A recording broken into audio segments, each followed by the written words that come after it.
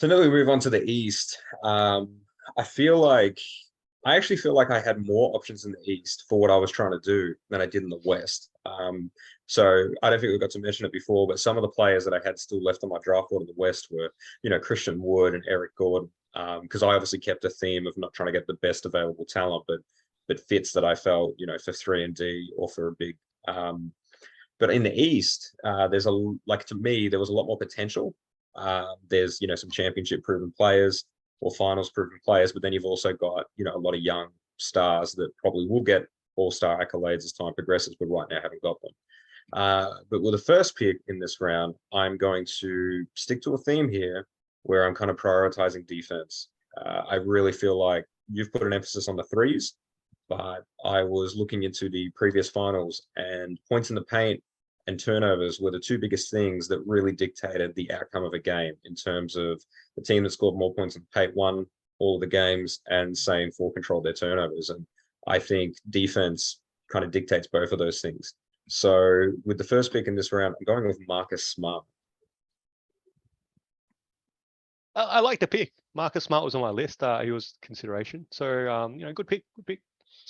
I'm going to clearly we do have a whole different mindset here of how you're going to approach building these franchises, and that's okay. Obviously, when we sim this out, 2K has a bit of chemistry factors to consider here. Will these players get along, and without considering obviously a salary cap either? But that was never a factor here to have to consider. Let's be clear, the salary cap situation. So I guess with the my first pick and second pick in the second round here in the East, I'm going to go a player that I think is a one-time All-Star. I think is a player that can show that he can put points on the board.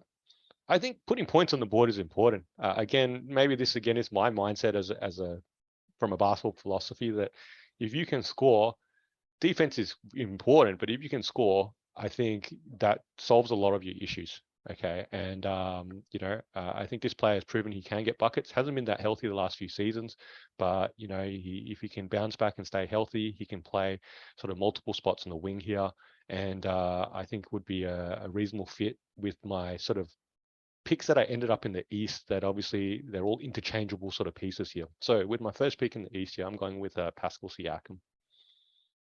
A part of me is a little surprised that DeJounte Murray went in the starting five, and then Pascal was sitting there for you in the reserves. I like it. It's a good pick. I think now that I've seen you draft one conference, I understand what you're doing. You're going for that pure talent because somehow you convince everyone in the league to trade you for better deals. You've stockpiled all the talent, and then you're just going to distribute it for the best possible price. So with the second pick, I don't really have a true big on the team. But I also need to pick players who are the young or maybe have the right mentality. And so I feel like this player understands it. I think, got a lot of potential to mimic potentially Kevin Garnett's career. So should be tall enough to catch a lot of lobs off Trae Young, should be defensively minded enough to assist everyone if somehow someone slips by all the defensive wings that I got. I'm going with Evan Mobley. Evan Mobley is a good pick. I like it. I feel though you still have a very different approach here, that you're settling for players that are below the proven ability of players that are available, that are above them in the pecking order. And I guess I'm going to go a big man here with my second pick in the East here. That's a proven big man. He's played Olympics experience. And that's probably a good point to consider here, Nick, that players, when they're in a winning situation, are happy to accept roles they might not normally always accept. So I think that's the thing here. So look, chemistry is one that's a fickle sort of metric here. How do you even figure that out, right? But I guess that if you can put players into the right roles and give them all the opportunity and you're winning, I think many players, I'm not saying all, but many players are happy to accept that. So with my second pick here, I'm going for a quality big man that's a proven asset here in the East, and I'm going with Bam Adebayo. I don't know why he wasn't on my list. I think I think because there was no easy way to filter this when I was looking for players, I actually just assumed that he had already had 2 All-Star appearances. But I think it's just a 1 now that you said it, or is it even 0? Well, he qualified.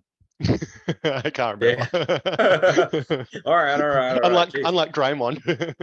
That's fair. That's fair. All right. So what I'm looking at here, I've taken a defensive minded guard that can run some offense. I've taken a defensive center. You've kind of matched that energy with the pick in Bam. I can go in a lot of different directions here. So what I might do, I'll address the concern that you had about all of my shooting. Right. So you were very hell You don't bent that have to take shooting was. shooters you want. You can just take all No, I'm defensive good. players if you I'll take want. a That's shooter. fine. That's fine. I'll take a shooter because then I'll make you squirm trying to identify the weakness in my East team. If shooting was a concern in the West team, let's see how it goes in this team. So this player, you know, basically has been rumored in a lot of different trades to fill that void for different teams, especially the Lakers. Got traded, last season, probably not like for a good return, but when you think about the role that he fills versus the player that he was traded for, drastically different. This player, mimics the company of Steph Curry and Klay Thompson in terms of his 3-point shooting. I am choosing Buddy Hield. I like Buddy Hield. He shoots the 3 fairly well, if not inconsistently. I'm not sure. I get him on fantasy teams, and then he frustrates me when he knocks down, 7 in one game, and then goes 0 from 10 in the next game, right? And you had me worried for a sec. I thought you were going to actually take my highest player on my board as in the backcourt here, but you went with the other player in that trade, because I'm actually going to go with the other player in that trade here that might not be as experienced a shooter, but I think has got much higher upside here.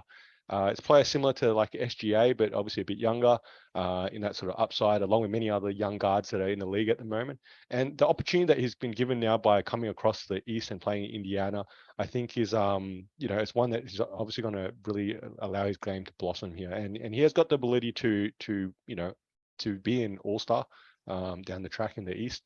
And I think the fact that it's still available here, I'm going to snap him up now and take Tyrese Halliburton with my pick here in the East.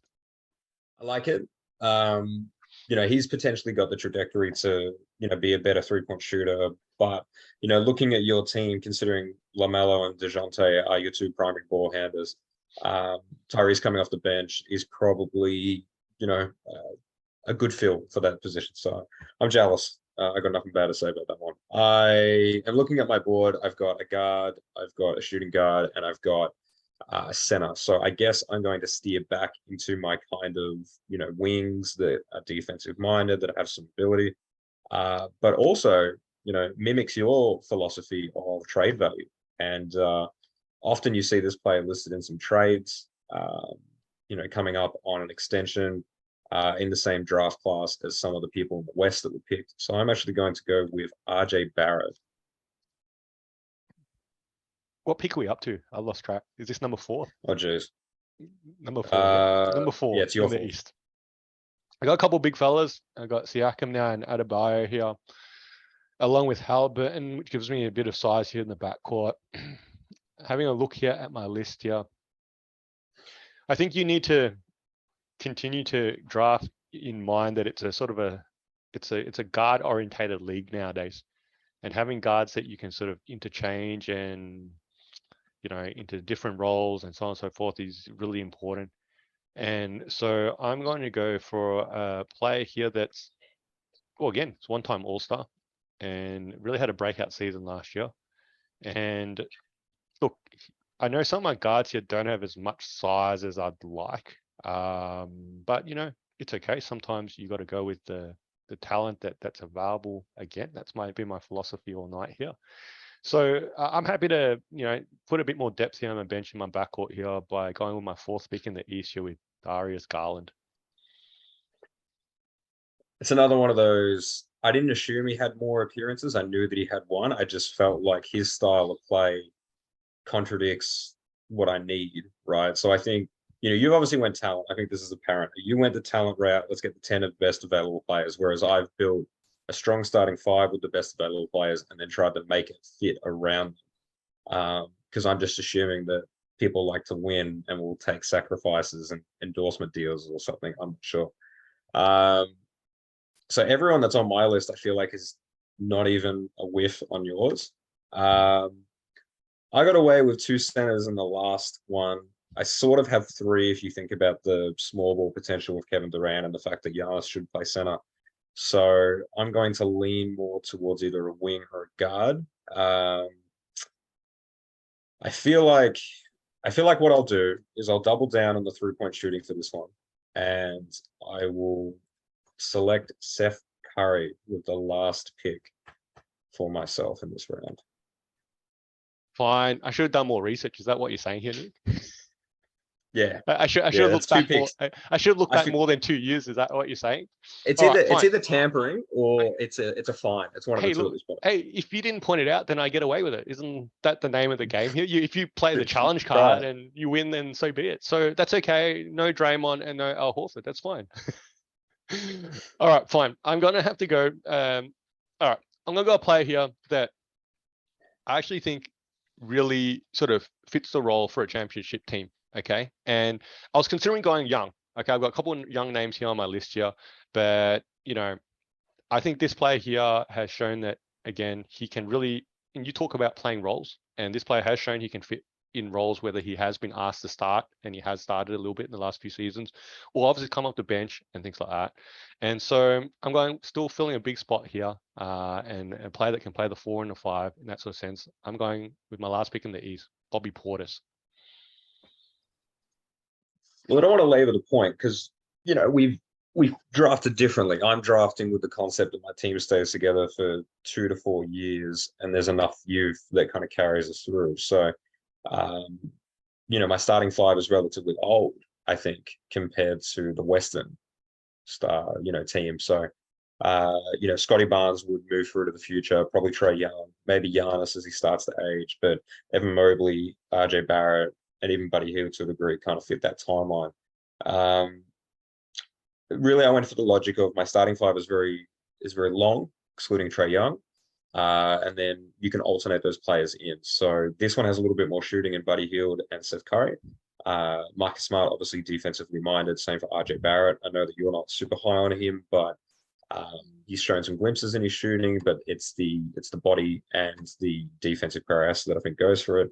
Looking at yours, I mean, you've went for the highest talent available. Darius Garland, small guard. Tyrese Halliburton, has the most intriguing potential. It'd be interesting to have a discussion. It's almost like a pod topic. This is a quick side to it of players who look like they have a lot of potential and then it just plateaus instantly. So I feel like Ben Simmons will qualify for that really quickly because his rookie year stats versus his 4th year stats didn't really change. And I wonder if Tyrese Halliburton could potentially be on that. A really solid guy off the bench who does everything for you, but that's it, right? Like, does he have the potential to go to 20 points a game? I don't know. It's a weird sidebar. Look, I love my team. I feel like my team would be your team. I said this about the West. I mean it about the East as well. I just think, I feel like your logic of I'm going to trade like for like doesn't happen anymore. So you looked at, let's go to the Rudy Gobert trade, for example. No player is on par with Rudy Gobert, right? So then the value comes from the draft picks or just the ability to change the salary with a lot more flexibility with multiple players that make that number up. When you look at players like Pascal Siakam, who are you envisioning getting for him? So you might say, oh, well, I could get a Buddy Hield and a Seth Curry for him. It's like, but why would we take that back? Why would we give 2 players that are, pretty solid players on a team for 1 player who's maybe on par, if not a little bit better? How does that help my franchise taking it on?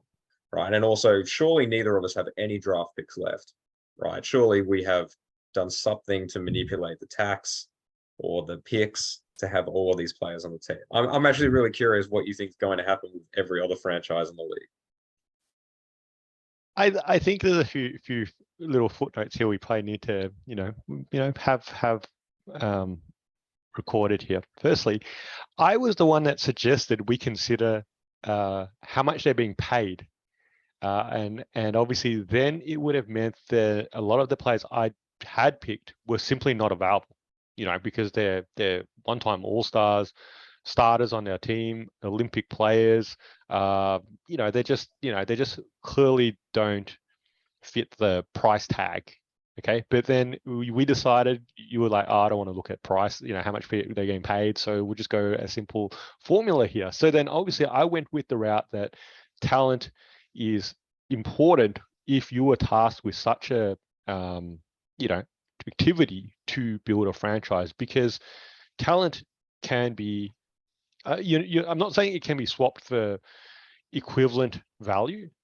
Okay, but in these instances, if we were going to say this hypothetical scenario was realistic, these players that came into these teams that we've just formed and they're getting ready for the off season, for the upcoming season here, and let's say they had a really poor season. Let's say my players just did not click. Okay, let's say Pascal Siakam can't handle coming off the bench. Okay, the reality here is that he's got a track record in Toronto that shows what he can do when he is a starting player. Okay, and it would be simply 30 other franchises coming to us and going, look, what do you want for Siakam? Okay, that's the reality, because they're obviously there are franchises that are looking for those sort of quality talents that they don't have. Okay, and in this obviously hypothetical draft, we've been able to, especially my approach, to gather as much talent as possible, not regarding a salary cap, okay, in that sort of situation. So I think that's where my mindset came into play here. And look, like I said earlier, I think when you build a winning organization that obviously gets the results, many players are happy to buy into that. I can't comment for all the players I've picked. I don't know them personally. Okay, but I think many players are willing to buy into that. And look, I'm not saying that these players would all stick around forever either, and neither would yours. That's the reality. I think the NBA landscape is that players come and go for whatever reason. I said last week, KD might decide he doesn't want to play in your city, and suddenly you've got a trade there that you're going to get, not equivalent value for. Okay, those sort of situations occur. Okay, and I think at the end of the day, I'll give you right now, I'll tell you, I think your group surrounded by Giannis has probably got more talent. And I think Giannis was probably the unanimous number one pick in the East. Okay, if I drafted first, I would have taken Giannis, because if you can surround Giannis right now in his peak, okay, and he showed just 2 seasons ago what he can do, okay, if his teammates stay healthy around him, okay, because you can't guard him, and clearly the surrounding players you put around him are much more talented than the current players in the Bucks at the moment. All right, I think you've probably got an inside track there, but I think my group here has a lot of younger talent that has potential to continue to grow, and interchangeable pieces. And I think that's an important part. Being able to have that flexibility when you're building a organization, it doesn't hurt. All valid points. But I absolutely hate it. I think that your team's terrible. If we did a 2K lineup, I do worry that because your players probably do out overall mine, especially the bench. I wonder how that would sim. But so what you're saying, like, I'd win on 2K? I mean, are you saying the chemistry I don't know. rule It is depends. broken on 2K? I feel like, here's the thing. I feel like if you were to do simming, right, I think it's important that you turn on fatigue. You turn on like proper minute management. All right. None of this no sliders up, unlimited stamina. I'd really want to see the full rotation. Because I think that my team would flow quite nicely. Nick, I think we could simulate 82 games and a playoff tour if you want. Okay. I mean, Whatever. you know what? Why not? That's a click of a button. You're right. It's a click of a button. It's quite easy to do. Either 2K, that or 2K23 comes out next month. Is it a tax expense if we get it for the podcast? Is that how that would work? Or I think also a poll. I reckon letting people decide. Understanding the parameters of, we're starting a franchise today, and then which franchise has. I mean, depends what we're looking for. Which has long-term potential success or immediate success, or which franchise ends up with more championships in 5 years. I'm not sure how to structure it, but let's do it. We'll put a poll out there, and I look forward to the results.